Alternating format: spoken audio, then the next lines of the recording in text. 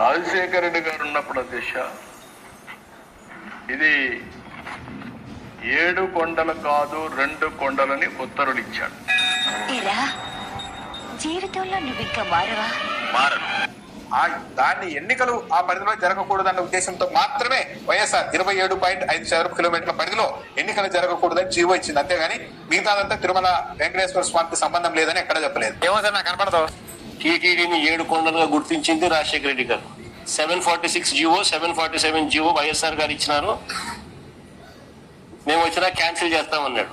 ఇప్పుడు ఆ పార్టీ మాట్లాడుతున్నారు, వాళ్ళు రివైవ్ చేసి దివ్యక్షేత్రం చేస్తే నేను అపోజ్ చేశానంట.